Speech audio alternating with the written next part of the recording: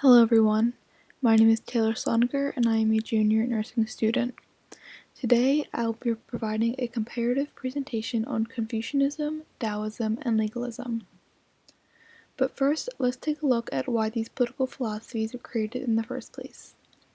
So, the Warring States period was a time of great political disunity and instability. The spring and fall periods that occurred prior to the Warring States period resulted in the consolidation of power by 7 feudal states, of which the king came out on top. So 3 philosophers were inspired by the great effort of the time to solve the vexing problem of the deteriorating Zhou dynasty, how to bring peace, harmony, and unity to society. So here we can just see that Confucius created Confucianism, Laozi created Daoism, and Sheng Yang created what is supposed to read as legalism. And then here it is provided some images of each philosopher. So on the left we have Confucius, in the middle we have Laozi, and on the right we have Sheng Yang. So in this presentation we will focus on how their philosophies differed in terms of the relationship the ruler had to his people, how important law should be to the state, the role of military to the state, and the minister's importance and relationship to the ruler. Let's see. So first we will take a look at Confucianism. So Confucius's philosophy on good government was extracted from his intellects, which were written like a conversation between leaders of the time and himself about how to best rule the state. So according to Confucius, good government had a leader who was to be the patriarch of the state family and who did not enforce many laws. Confucius believed that government was to exist for the benefit of the people. So we'll start out by identifying what he believed was to be the ruler's relationship to the people. He believed that the ruler's main purpose was to provide for his people. The leader should rule by loving his people just as a parent loves his children, by providing them with an education, acting as a role model, and providing food, shelter, safety, and confidence. The people's trust in their ruler and government was key to the state's unity and stability. So Confucius's ideal government is a government that rules through moral example and moral power rather than through laws, punishment, and coercion. He preferred to teach the people about virtue and ritual in order to develop inner morals, which he thought would act more long-term. But although law and punishment were not at the forefront of Confucian philosophy, Confucius did not require the disposal of all law for the government to be considered good. The following quote provides a pretty good idea of where the military stood in Confucius's priorities.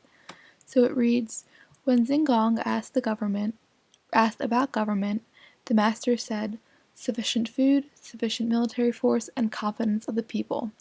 Xingong then said, 'If one had unavoidably to dispense, which of these 3 would go?' The master said, 'Get rid of the military.'" Confucius went on to admit that he did not know much about military matters, so military did not play a large role in Confucius's ideal image of government. Next, we're going to go on to look at Daoism. So Lao Tzu is the creator of Daoism, or the Taoist philosophy. And in this philosophy, laws were opposed, and it was trusted that the human condition would keep society in balance. Lao Tzu believed in allowing the natural order of things to exist, and that by allowing people to be moved by natural law, order and unity would remain stable. The basis of Taoism was to allow the people to be transformed by themselves, while the leaders sat back and had faith that the universe would provide. So I would say basically his philosophy was to do nothing. So next, we have the ruler's relationship to the people.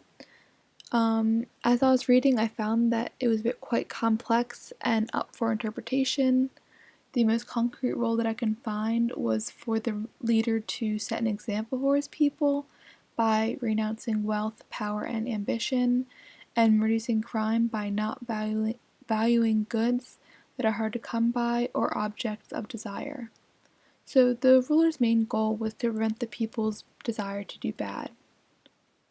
So the importance of law in his state can be defined by this quote where he says, Lao Tzu's advice to rulers begins by explaining that their rigid and violent policies do not work.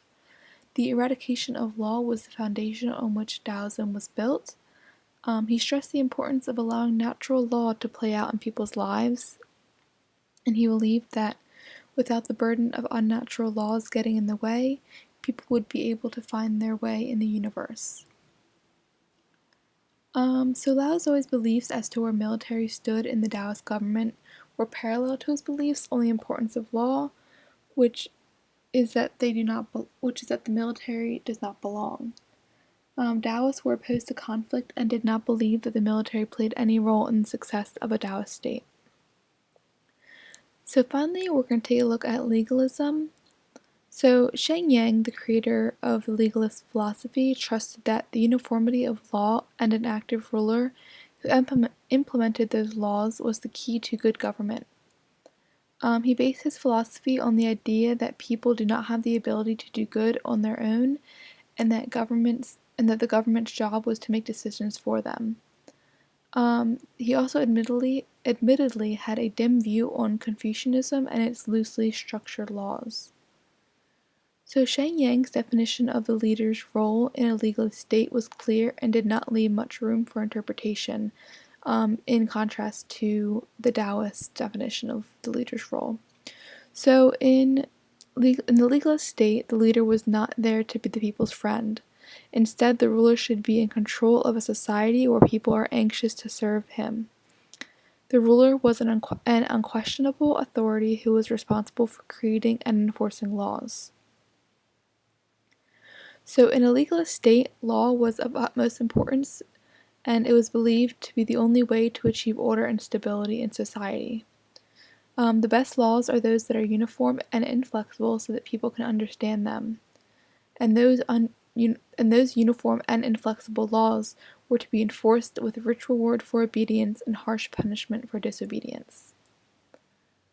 Like law, Shang Yang believed that military was another way to provide order in the state. Military service was required of all men, and he believed that fear should be driven into military men in order to ensure they would not back down in times of war. And the greatest role that military played for the state was the loyalty it provided. So here the three political philosophies of Confucius, Lao Tzu, and Shang Yang have been defined. Each of these philosophies have been utilized in different periods and dynasties.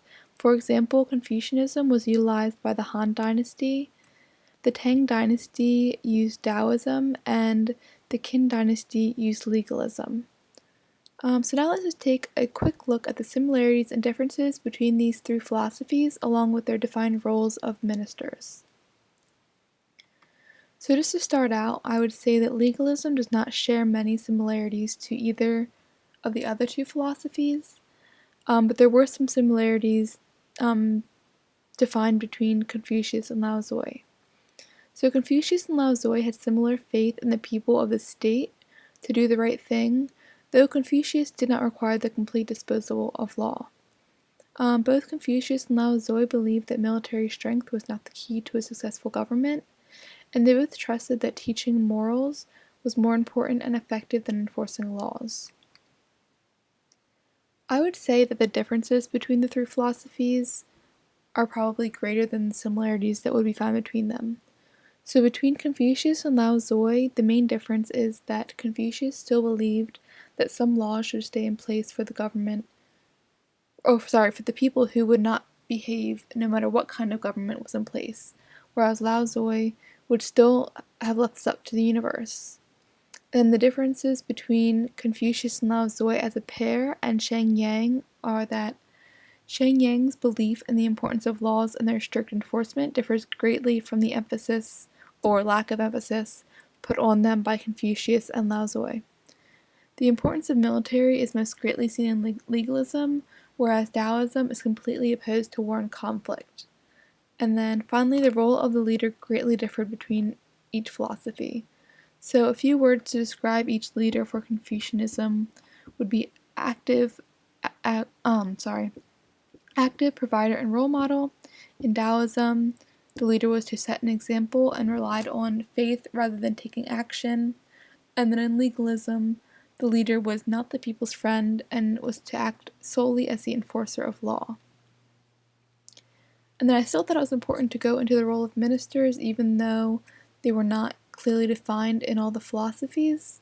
But Confucius expressed that ministers were expected to care for the people and serve the ruler loyally while giving him advice. Based on the Taoist ruler's role in his state, which was small, it is likely that the role of the minister would also be minimal. And then finally, the ministers and legalist states likely aided in the enforcement of law and were also likely under the strong control of the leader. And then the roles of ministers just shows one more way that the three philosophies differed. So that is all I have. Here are my references, and I look forward to answering any questions that you may have. Thank you for your time.